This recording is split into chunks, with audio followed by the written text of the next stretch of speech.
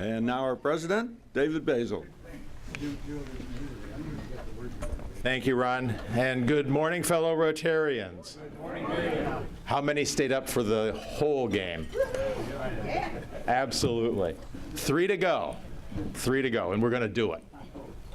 Okay. Chris Barker, guest introductions. Good morning, Rotarians. Good morning. If you all could please join me. I stayed up really late last night. If you could please join me in saying hello to our guests today, and if they would please stand when I announce their names. From Hudson Service Learning class, we have co-teachers Lonnie Banner and Jamie Cosman. And we also have 2 of their students with us today, Jackson Parker and Logan Ritter, who's been helping us on AV all month. Thank you for joining us. And joining us for his second meeting is Clint Samuel, and he's a guest of Rich Warfield. Thank you very much.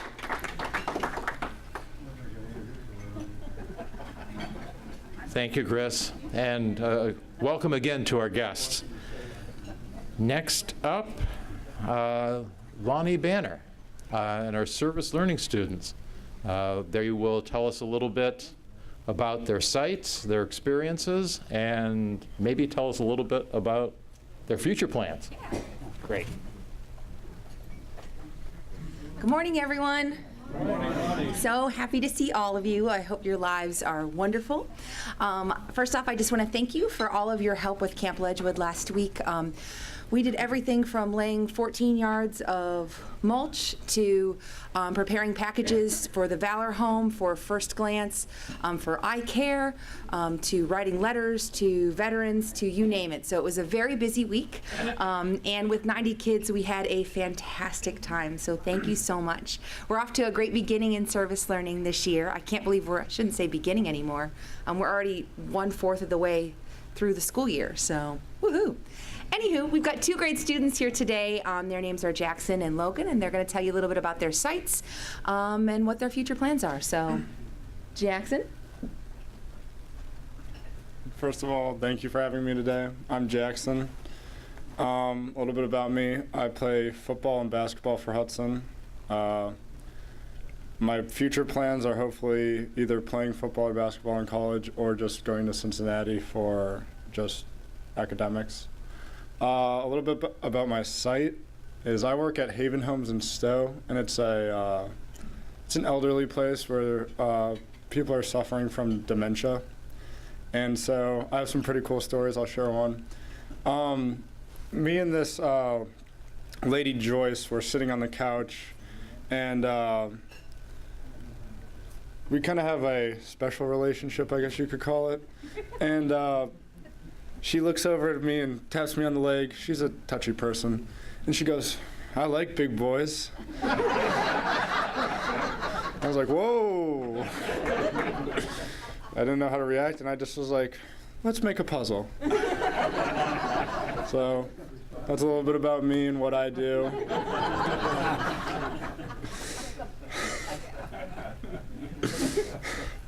I guess I'll share one more. So I was sitting with another touchy one, Dorothy, and we were sitting on a different couch, and she tapped me on the leg again, and she's like, "You don't mind if I touch you, do you?" And I was like, I don't think you can do that. And she's like, "Oh, I won't tell." So that's what I work with there, and it's fun. It's fun. I always come back with a story, and everybody looks forward to my stories. So just thank you again for having me, and it's a pleasure.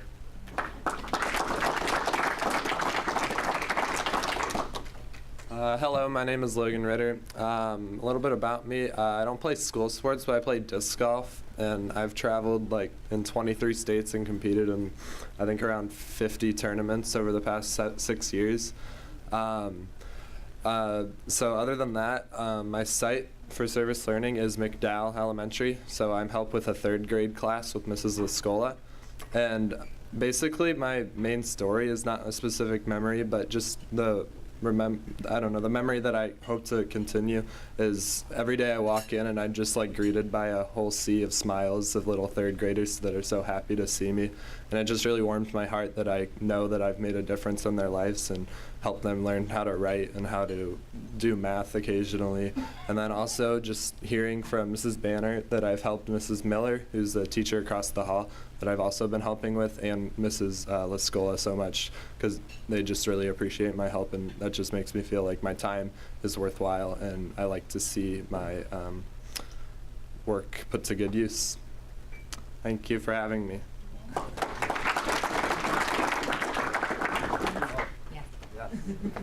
College plans. I'm applying to 9 schools pretty much all across the country, and basically I don't have a specific college I want to go to yet, but what I want to study is finance and business and risk management and that kind of thing. So I'm very excited for my next step in life. Thanks again.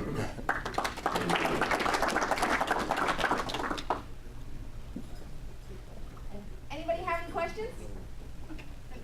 All right, thank you so much, everyone.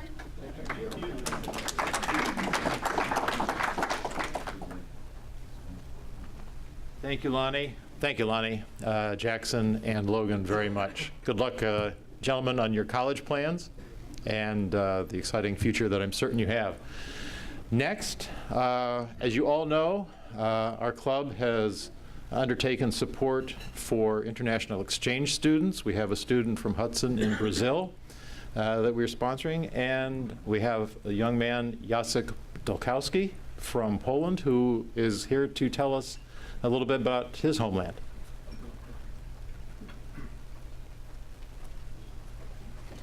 Good morning, Rotary. Good morning. Good morning. Oh, thank you. This is an attitude that I like. Okay, let's start. It's a little lie because the presentation is not only about me. It's also about Poland. Okay, so let's start.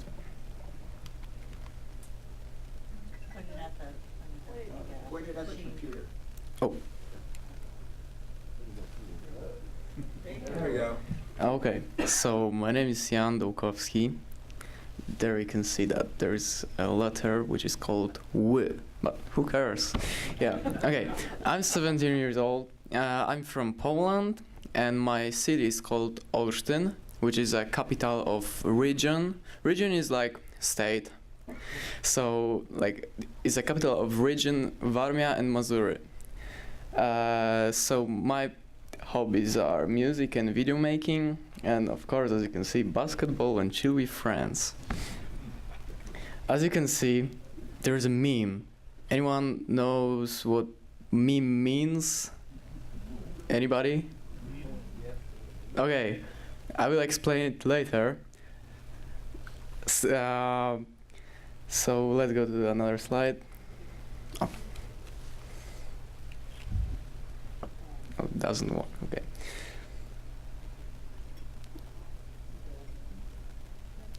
Okay, so as you know, my hobby is music. So here's a little video from a concert of my band, which is called We All Eat Clouds. Oh, can you go to the previous slide and press at the middle of the screen? Oh yeah, thanks.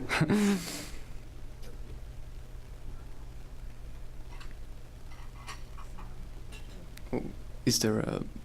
Can we turn on the speakers?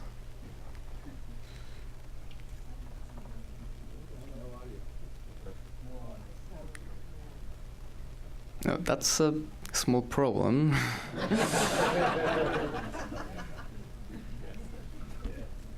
Okay, so I think we can skip the videos.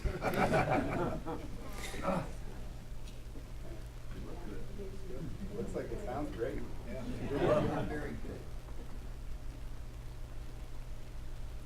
Okay, can we stay a little bit here? Okay, here's a video about my life here.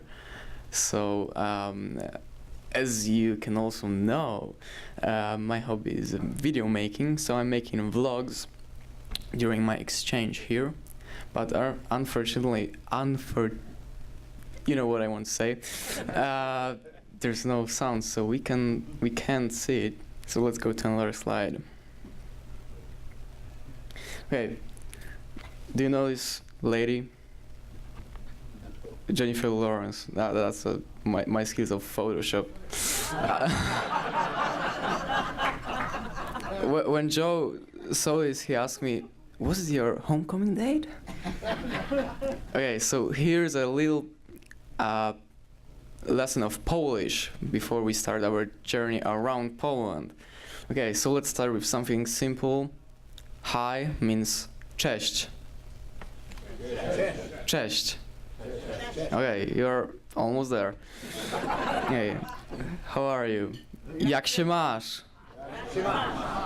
Great, my favorite one. Rotary is the best in the world. Rotary jest najlepszy na świecie.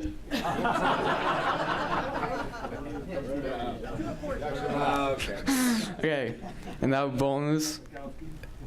Don't even try. W Szczebrzeszynie chrząszcz brzmi w Trzcinie. Okay, let's go to another one.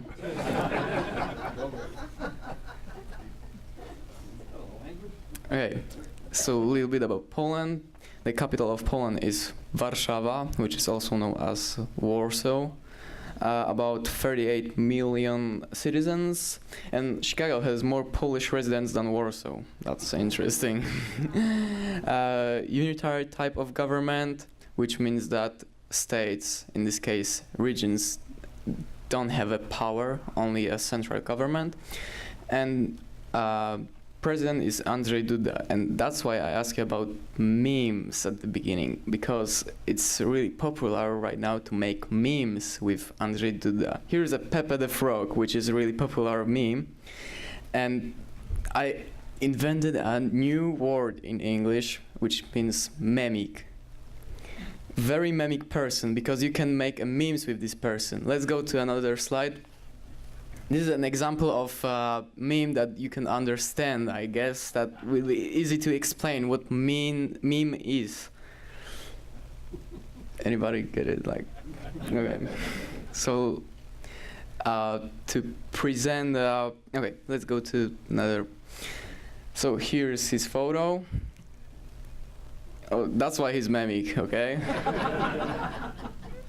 So that's why people make memes with him. So it means, he said to me, die, which means give me. And I responded, die.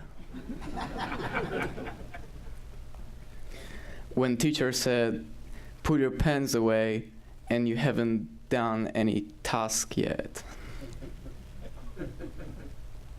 When you see your photo on a school photo, and you can start skipping because there's a lot of memes.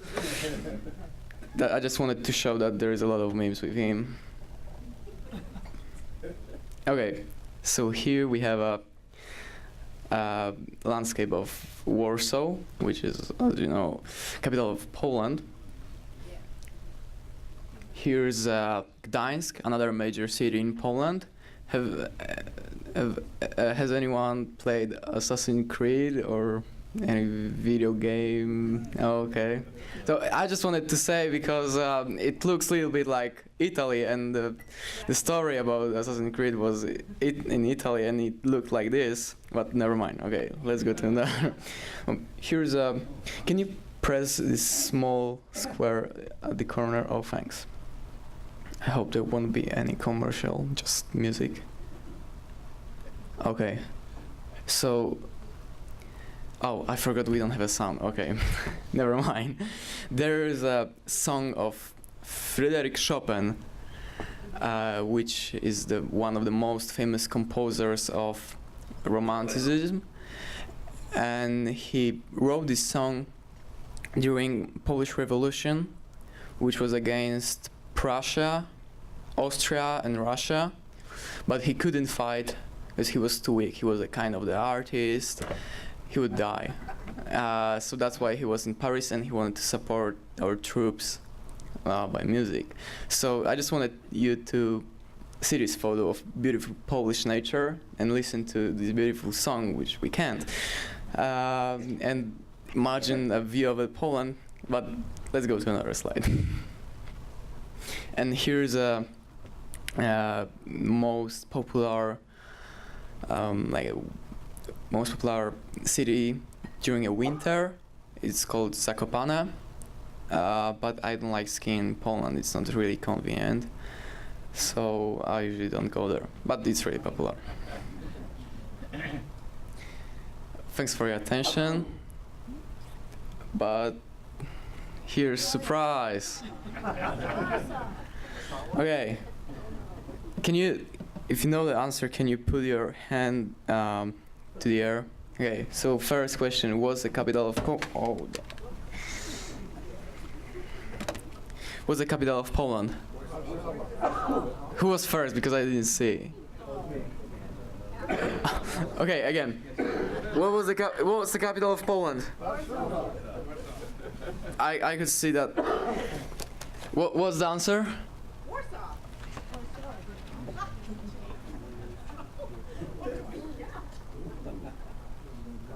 Oh, that's beautiful. Thank you.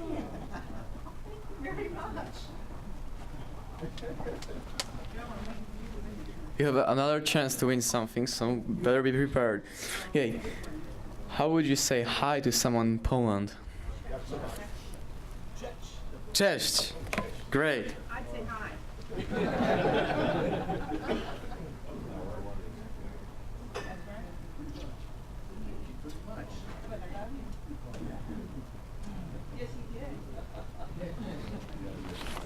Okay, that's a real end right now, but I have another thing to a president of a Rotary Club here. Here's a small gift, firstly, a small gift from my Rotary Club in Austin. Oh, thank you. And here's a small gift from me to a Rotary Club of Hudson. Thank you, Jan. Thank you very much. Do we have any questions for Jan? How old were your parents? How old are your parents, not grandparents, I should say? How old are my parents right now? Okay. Grandparents. Yeah, grandparents. Oh. Tough question. Like 70, yeah. Like about 70. So they were involved in the part of World War II, I would assume. Oh no, like Just to complete. my grandma, because my How about great grandparents? Do you have grandparents? oh my no, I don't have any. But my I knew my grandmother. Yeah, this. Okay, so she told me a lot about war because she lived during a war. But my grandmother, she was born right after the war. Because I can assume most of Warsaw has been rebuilt since the war. Oh yeah, like you can see that there was a war or something. It was a long time ago, so. When they rebuilt it, did they keep the style of what it was before the war? Yeah, for example, Old City looks like exactly like before Does the it? war. That's great. Thank you. How's school going? Oh, great! Like I have the best grades in my life right now. Everything above 90%. What is the name of your hometown? I'm sorry, did you? Olsztyn. What is it? Olsztyn. Olsztyn. So the name of your band, We All Eat Clouds, correct? So Yeah. what do clouds taste like? That's a tricky question. You will see after listening to my music.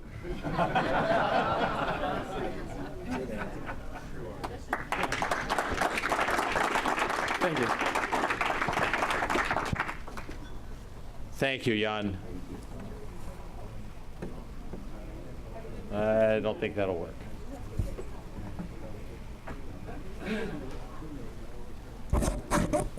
We will put that there.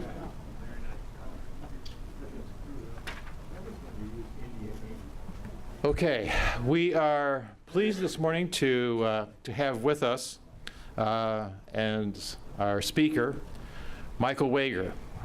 Michael was born and raised in Northeast Ohio. He graduated from Beechwood High School, received his undergraduate degree from the American University, a master's degree from Columbia, and his law degree from NYU. He has owned several small businesses and franchises. He currently practices law with the firm of Taft, Stettinius, and Hollister, in its Cleveland office as chair of its National Business and Finance Group. He and his wife Peggy are the parents of 4 daughters and are actively engaged in several charitable and community organizations, including Montefiore Nursing Home, Cuyahoga Renewable Energy Task Force, and the Northeast Ohio Development Fund. Mr. Wager is a candidate, the Democratic candidate for Congress from the 14th Congressional District of Ohio. Please join me in giving a warm Rotary welcome to Michael Wager.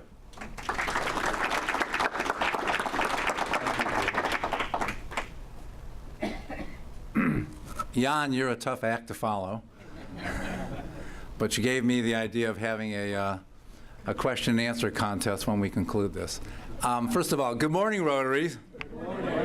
As Dave indicated, I'm Michael Wager. I'm running for United States Congress in the 14th Congressional District. So I'd like to take a little of my allotted time this morning, give you a little background on my history and my career, a little bit about the district and some of the issues that drive me to disrupt an otherwise quiet and pleasant life and run for political office. And then I want to open up to questions and answers, and seeing the vigorous response to some of Jan's questions, I have a sense that we might have a worthwhile exchange. I am a lawyer by training. As David indicated, I've been practicing law, corporate law, representing businesses large and small, both domestically and around the globe now for over 30 years. I'm the chairman of the business and finance practice at a very large Ohio-based firm out of the Cleveland office. I was previously with another law firm here in Cleveland called Squire Sanders. Most of my time has been spent with business. I'm also a member of the adjunct faculty at Case Western Reserve. I'm a college professor. I teach courses on public policy and government. Spend a lot of time with young people like the college seniors on their way to university next year, and a lot of time thinking about public policy issues. And as was also indicated, I'm a small business owner. Together with my family, we've owned a number of franchises and small businesses over the years. One of them is one that you may have visited, as we held them in a number of shopping centers across Ohio and some other states. It was called Cinnabon. And for a period of years in my life, I actually made cinnamon rolls for a living. So a rather diverse experience to come to the prospect of public office. I've never held elected public office. Part of my career has brought me to appointed office. I've been the chairman of the Cleveland-Cuyahoga County Port Authority, engaged in development, finance, and bond issuances on behalf of businesses, as well as the Maritime Mission. Was also engaged in the Gateway initiative in Cleveland, which built what is now called Progressive Field and the Q. And by the way, yesterday at Progressive Field, Game 1, winner, long-suffering Cleveland Indians fan, go Tribe. I know that gets applause line. But having been somebody that's watched the Cleveland Indians now pretty fervently since my early years, knowing virtually every team since 1962 and still suffering from the loss of 1997, this is the first step toward what I hope is going to be the team of destiny. So I have had, as I say, a varied background, and decided that about 4 years ago, although I've been exposed to political life for quite a long time, that I would run for office. Running for United States Congress anywhere in the United States now is a pretty daunting task because there's not a lot of electoral choice left, as you likely know. The combination of gerrymandering and changes in campaign finance law over the years has essentially eliminated electoral choice for most congressional districts. Here's a couple of factoids that might get your attention this morning. First, out of 435 congressional districts in the United States, 40 are competitive or remotely competitive. 40 out of 435. That means that the incumbents in Washington, for the most part, don't need to spend a lot of time worrying about the general election, which means voters generally. They're worried about being outflanked on the right if they're a Republican or on the left if they're a Democrat in their primary. And that drives a lot of their decision making and a lot of their public stance, which takes away from what we've been for basically most of the history of our republic, a centrist nation. And it's no different in the 14th. The 14th district, which is all or parts of 7 counties, all of Lake, Geauga, and Ashtabula, and big parts of Summit, Cuyahoga, small parts of Portage and Trumbull, is the last district in Ohio of 16 that's even remotely competitive. And let me underscore the words, remotely competitive. It's what's called an R+4, which means that in a presidential year, a normal presidential year, and this one is anything but normal, as we know, this should tend to be about 4 points more Republican. So that's remotely competitive. And in fact, I expect in this cycle it will be a very close race. But what changes it and makes it more daunting task to actually run, to actually, as I say, disrupt a quiet and pleasant life, to actually want to do this, is money and politics. So I want to spend a few moments talking about money and politics, a little bit about my race, and then we can open up for some questions. Campaign finance rules have always been built essentially to favor incumbents. Why? Because the people crafting those laws are incumbents. It's not a stunner to understand that they're protecting their interests. The human condition is actually, if you have power, you don't give it up willingly. And that's what's going on in Washington and has for time immemorial. And that's always a problem, but that was one that our republic responded to pretty well because voters were informed and districts were competitive, and we had changes in incumbency. Not very much anymore. With the Citizens United case, everything changed.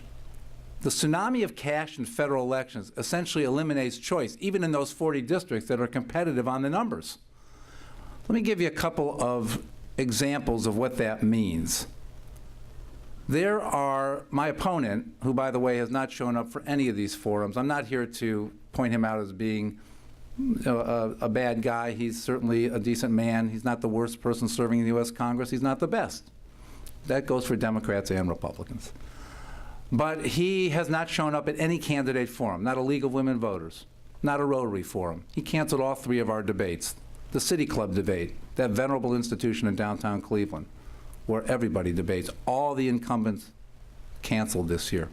I debated an empty podium. Why? Gerrymandering and campaign finance rules. But you'll hear from David Joyce because he has $7.5 million of PAC and Super PAC money to run those Just Dave ads, and I'm sure you've seen them. And they're really good ads. They could probably convince you that he's a pretty good guy and should get reelected. But he doesn't stand before voters, and one of the reasons is he doesn't have to, because most voters don't come out to a Rotary Club breakfast, and most voters don't go to a League of Women Voters forum, and they don't know that he didn't show up.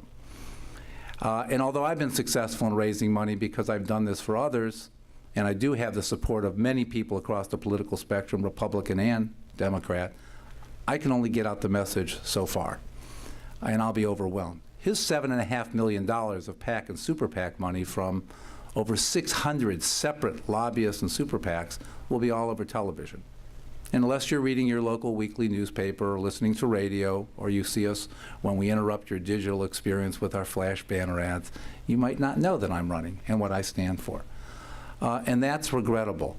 But I'm not just walking the walk, talking the talk, I'm actually walking the walk. I have joined with a United States Senator, 3 members of the United States Congress, and 3 challengers, Democrats and Republicans.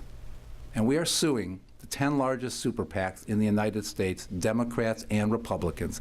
And this is not some Don Quixote journey. We are represented by a cadre of the finest constitutional lawyers from Harvard University, University of Chicago, University of California, Berkeley, and this case will go to the Supreme Court.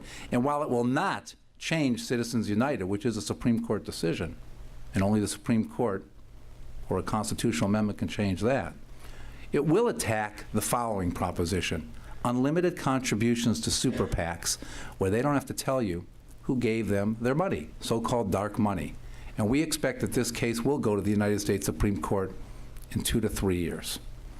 So while I am standing before you, and those of you that have not already voted in early voting, and early voting is a great thing, and I hope you are taking advantage of it,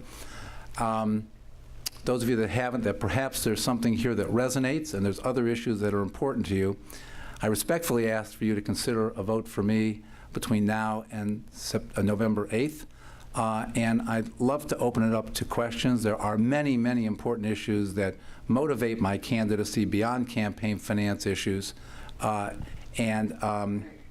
the end of our question and answer period, I want to ask you a couple of questions, and I have a couple of hats if my colleague can bring them up, which I'm happy to share with the winners of those questions. So with that, I'd like to open it up to some a Rotary Q&A, if that's okay, Dave. Questions?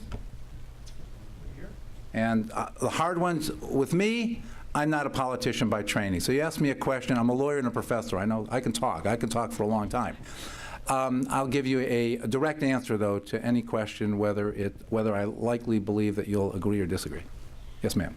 In addition to the campaign finance reform issue, what are 3 other issues that you consider to be important and on which your campaign rests? Thank you for that. The question is, I don't think that, did that come over the microphone, the question? I don't think so. Question is, what are 3 other issues that motivate my candidacy besides campaign finance reform? And that's actually a great jumping off point for the Q&A. First is economic expansion. I am a corporate lawyer and an educator on public policy by training and by path. I am not what most people would identify with, the Democratic brand. I actually believe that we need to catalyze growth by those people that would put up their capital and put it at risk. And I spend a lot of time in boardrooms with large corporations advising them on doing just that. So I believe that we need federal policies which actually catalyze growth, first for small business, which is the engine of the American economy and represents over 90% of its growth, and our tax code is where you start. I believe in fundamental tax reform. The United States Internal Revenue Code, which I know well because part of my job is to navigate that for clients, is replete with carve-outs for narrow corporate interests. Some of those corporate interests are actually clients of our law firm. But that doesn't make it right. Some people call them special interests. There's nothing special about them. They simply have the best lobbyists in Washington. And those carve-outs need to be thrown and kicked to the curb, and we need to rewrite a tax code, as this nation did 30 years ago in 1986, when Reagan was president and Tip O'Neill was in Congress, and Congress actually worked. And we need overhauling of the tax code, including we need to reduce the corporate income tax. Yes, you heard a Democrat saying we need to reduce the corporate income tax. Why do I say that? Do I want to give gifts to large corporations that are already highly profitable? No, but if we don't incent them to keep their taxable income in the United States, they'll do what they're built to do, maximize shareholder value. And they're doing what's called inversions. And they're reincorporating in Ireland and across the globe in low-tax jurisdictions. Our tax code has to be equal to or less than those jurisdictions. And with revision, you would then replace that revenue loss, and it would be, over the long term, with a revision of personal income tax rates. So that's the first thing, is revising the tax code for economic expansion. The second is to make investments with our multi-trillion-dollar federal budget that makes sense for America. So one of the things, I was chairman of the Cleveland-Cuyahoga County Port Authority, and I've also been a lawyer engaged in infrastructure finance around the world. We need to reinvest in American infrastructure. Not only is it good for economic growth, not only is it good to address underemployment by the American working people in class, working class, it is good for national security. The American Society of Civil Engineers tells us every year that American infrastructure is crumbling. It gets a grade of D or D+. Roads, bridges, electrical grid, water systems, wastewater systems, school buildings. 70 years ago, we had a president during another critical time in American history, Franklin Delano Roosevelt. He was facing an economic catastrophe, but he understood that to put people back to work and to build that American infrastructure, which has been neglected since, is the way to address many of the nation's ills. And so I believe my second large issue is an infrastructure investment bank, which I've written a white paper on, and there are many people in the U.S. Congress that actually embrace it. But a lot of the reason it doesn't get traction is because of partisan rancor or attaching this discussion to hysteria over budget deficits. And then the third issue I want to address is the deficit and debt. Unlike a lot of people in the United States Congress, I actually have a background in finance and understand what budget deficits and budget and federal debt mean to our nation. And one of the questions I'll ask you when we're finished is a question about federal debt. So if you pay attention, this will help you in the answer. Our deficit and our debt is too large for the size of our economy, is too large for the size of our gross national product. So some in Washington say, let's start cutting costs to reduce the debt. And maybe there is something to cost cutting, and everybody can say, let's eliminate waste, fraud, and abuse. That's an easy one. Okay, I'm saying it. Let's eliminate waste, fraud, and abuse. Now, I can say it, and that doesn't make it so. And if you only address that, that doesn't address the underlying issue. But as I said, I'm not a politician, so I'm going to tell you the way it is. You have to invest over the long term in things like infrastructure. That will create more short-term deficit, which creates more federal debt. But over the long term, if you grow the economy from its laggard pace of 1% to 2%, and you improve that to 3% to 4%, which is where we should be, we will grow the economy so that the size of our economy relative to our deficits and our debts makes sense. More Americans work. Wages improve. wage stagnation in this country is one of the great challenges of the American middle class. It's why the American middle class is shrinking, because hourly wage workers cannot live without federal assistance. But if we grow the economy and create a demand for those workers and a demand for higher wage jobs, you can then address the issues of deficit and debt. But not unless you grow the economy. You cannot cut your way out of this. I don't care how much of a budget hawk you are. There is no basis in the history of the U.S. economy, the most complex economy in the history of the world, or in any economic analysis I'm aware of, that addresses this issue through cutting costs. We need to grow the U.S. economy. So with that, those are the three basic issues. I'd like to open up to another question. Yes, sir. I am entirely mystified by both parties' stand on trade and international trade agreements, or treaties, if you will. Where do you stand? Well, I think it's, where do I stand on international trade agreements? And of course, NAFTA and CAFTA, and now the Trans-Pacific Partnership, TPP, have become the hot button. That, together with immigration, have become the raison d'etre of Donald Trump's candidacy, his extraordinary and largely unexpected rise. And I will tell you, it's all simply demagoguery. It is irresponsible demagoguery by both presidential candidates. And I have a preference, and I'll share it with you if you want me to share it.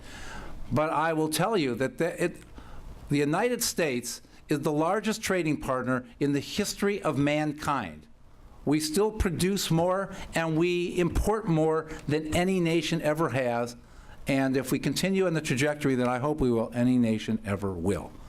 It is irresponsible to say that we're going to step back from fair trade agreements. We don't need to call them free trade, and we don't need to demonize them. We simply have to embrace the fact that we need to be engaged in trade across the globe because, one, it's good business and good for the American economy, and two, it's the road to international relations and, dare I say, peace. If you don't engage with people across the globe in something that is mutually beneficial, you will feed into the already dangerous streams of conflict across the globe. So I'm very disappointed to see that it has become the clarion call of too many politicians. I mean, my former law partner is Rob Portman. He's running for Senate. He's a fine man, and I'm not here to endorse one or the other candidate this morning. But I will say this. It was disappointing to see that Rob, the former trade representative for the U.S., is trying to back away from trade. I understand why he's doing it. Donald Trump, frankly, has disrupted normal political dialogue. And I think those of us who care about the nation for the long term shouldn't be caught up in the fact that trade is bad. Yes, could we have reasonable debate about the terms of these trade agreements? Absolutely. I don't believe that you win every negotiation. As a lawyer who negotiates for a living, you don't win every one, you don't lose every one. Actually, the best ones are when both parties walk out and feel that it was good enough, but they lost something in the negotiation.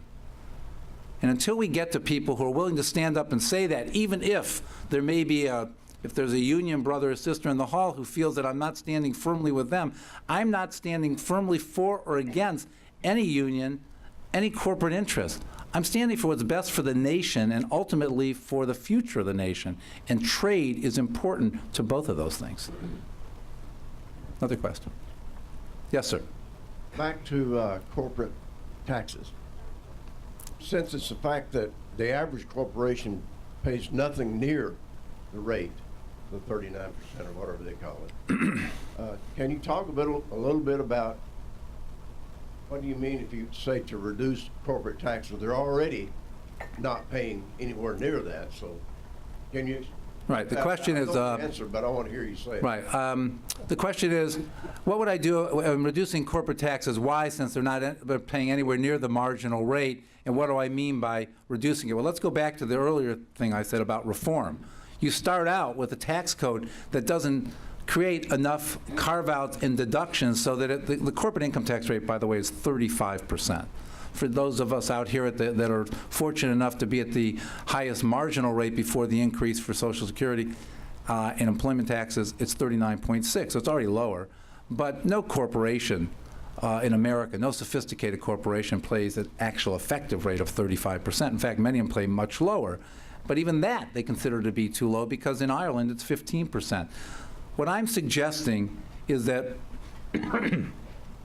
reduce it so we don't lose those corporate earnings that are offshore and not tax those worldwide earnings, but to revise the tax code so that Wall Street, big pharmaceutical companies, big agricultural, big energy companies don't have special provisions in that tax code that have what look like rather vanilla and benign language, what were specifically drafted for their industry.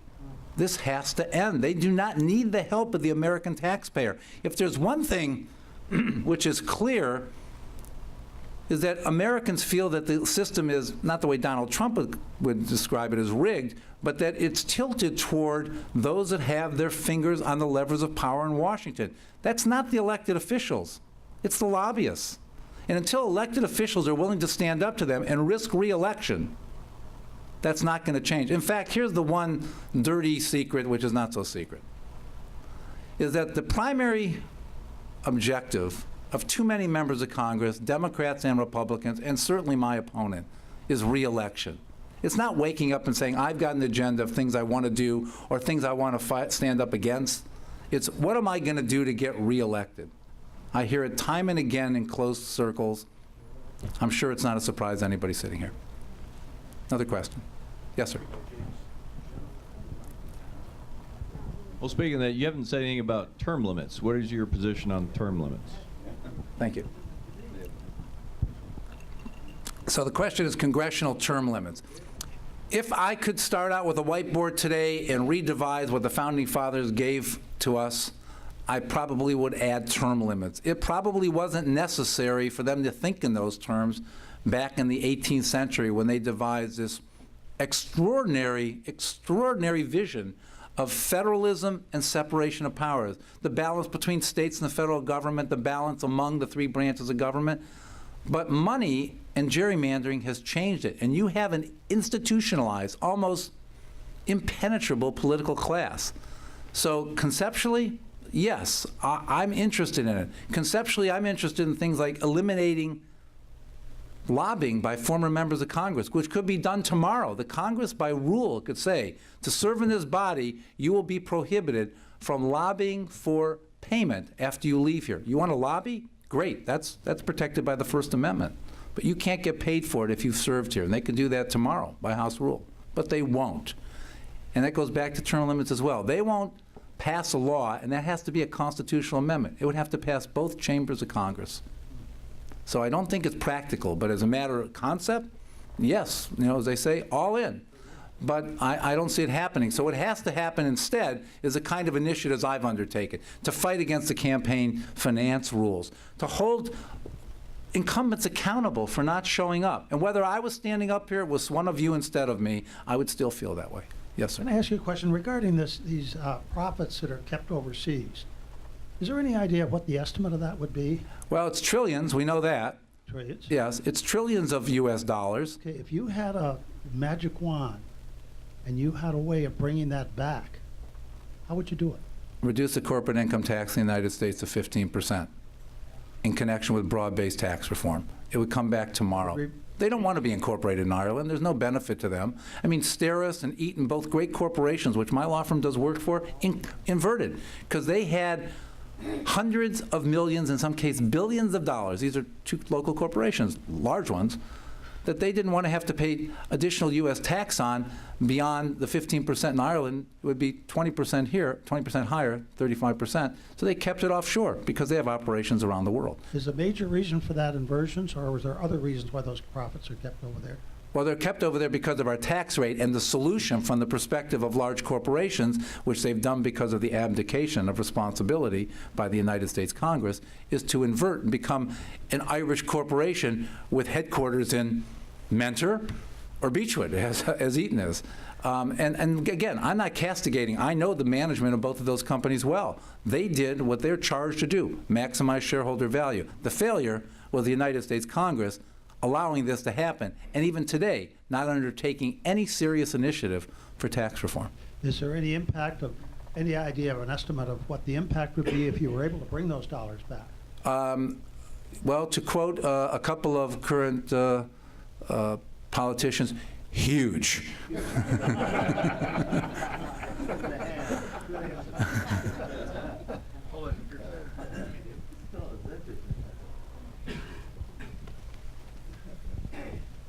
You've mentioned broad-based tax reform in connection with the reduction of the corporate tax rate. Can you sketch out a broad outline of what that broad-based tax reform would be like? Yeah, so the question is, what would broad-based tax reform look like? It would actually be simplified. I think we'd end up with a lower corporate income tax rate, probably fewer gradations of the personal income tax rate. The personal income tax rate at the highest levels for those people making over $250,000 or over $1 million of current income would likely be higher, but probably not much higher, because you would eliminate a lot of the corporate carve-outs and deductions. And then there would be a reasonable discussion about whether or not to phase out some of the most popular deductions, which obviously are embraced by most taxpayers, and whether or not you would undertake that. And those things include like the charitable deduction, home mortgage deduction, whether it should be limited, and of course, for continued funding of Social Security, to raise it from its limitation. High wage earners, which may include many people in here, certainly includes me, we only pay Social Security tax on a very small percentage, or a percentage of our earned income. And that may be satisfying from a personal taxpayer perspective, and it may be unpopular for me to say this, but if we continue that, the Social Security system will be challenged, as it is challenged. And we have to do something about creating solvency for that in the near term, and over the long term, addressing entitlement programs like that. And when I say the long term, I mean the very long term, so as not to scare current beneficiaries, and decide over the next 30 years, what is that going to look like? Are we going to be able to continue it? My view is we will not continue it in that form 20 and 30 years from today, but those are the kind of things that you put on the table for rational debate and compromise if you really want tax reform. It's not something, again, that the Congress has done in 30 years.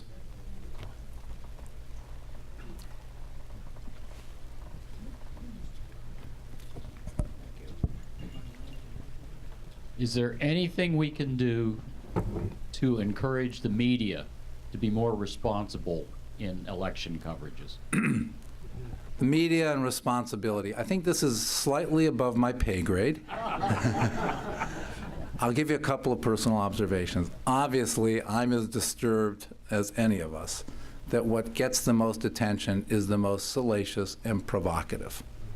I don't know if you're going to change that, because that's actually what people dial into. The level of interest in the presidential debates this year. Does anyone here believe it was about issues? No, it was about seeing what Donald Trump would say next, and about how Hillary Clinton would respond. And yeah, it got people to watch, but I don't think it informed, and I don't know how that changes. The media has become, and by the way, the media is not necessarily rigged in one way or another, because the media is such a diverse entity now. There's, as a candidate, we have to make decisions how we convey our message. It used to be, there were 3 television stations in Cleveland. You advertise on that, you get to most people. Everybody chooses a slice of the media they want, and that's just part of the fact that we've become a more digital, technologically engaged citizenry, and so you can choose the media you want. So even if there were a return to Walter Cronkite and Howard K. Smith and Huntley and Brinkley, anybody in the high school students know what I'm talking about? Say yes, but that wouldn't matter. Even if all 3 of the major networks returned to that level of reportage, everybody else would turn to the cable stations that sort of reflected their worldview and reinforced it so that their bubble became even more insulated. So I think that's just part of how we are progressing as a nation, and that's regrettable. Here's the other part which is regrettable, and I don't say this out of a sense of sour grapes. Because a lot of the down ballot races are not particularly competitive or exciting, they get no press. The Cleveland Plain Dealer, although they did write an editorial this time around, but and had an editorial interview, doesn't cover the congressional races. And when I asked them, and I know they're editors and they're reporters well, they said, readers aren't interested, and they're not competitive, so we already know what the outcome is. So they don't get any reporting unless somebody does something really bad. Not really good, really bad. If I were involved in an untoward relationship with somebody, and by the way, I'm not, they cover that. But that's where the media is today, and I think the answer to that is that an engaged electorate, and that may be aspirational, but I still have a belief that most Americans in their busy, chaotic, and oftentimes challenging lives still want government to be serious and responsive and not simply flippant and pander, which is why I talk like this instead of an "I'll fight for you" sound bites. Take any others? Well, if we don't have any other questions, I'd like to ask two questions. And Chris, can you bring the hats up here? Here's what you're playing for. I wouldn't have done this, but Jan, that was brilliant. This is our campaign logo. You may recognize the style of the hat. You may even recognize the lettering, but the message is different. It says, "Make Congress work again." So I'm offering two of these to the first person answering the following question. When was the last time the United States of America did not have federal debt? First person to get within 50 years. Take a guess. 1918? You're not within 50 years. 1865. You're within 50 years. That man gets his hat. Okay, I'm not going to tell you the year because it'll give you the answer to the next question. Who was the president last time the United States did not have federal debt? Ulysses Grant? No. Andrew Jackson, exactly right. There you go. So in a very, sort of flippant way, what I want to tell you is, I know that there's people out there that tell you they're going to eliminate the federal debt or that they're going to balance the budget.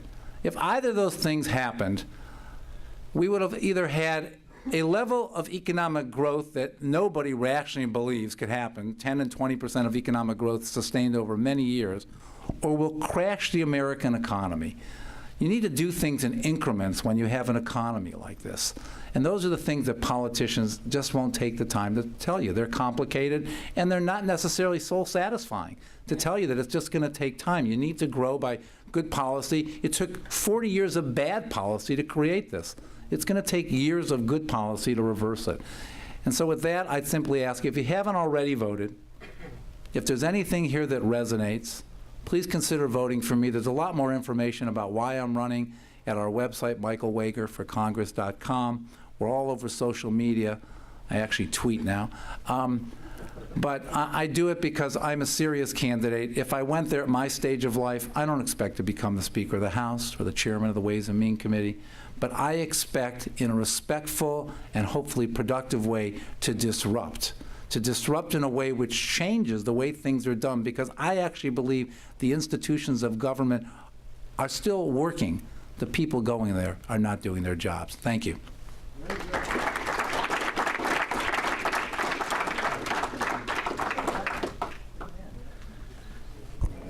Thank you, Mr. Wager. Certainly an engaging conversation, and I certainly appreciate all of the questions from the Rotarians, and a little bit of a history lesson for everybody, too, along the way.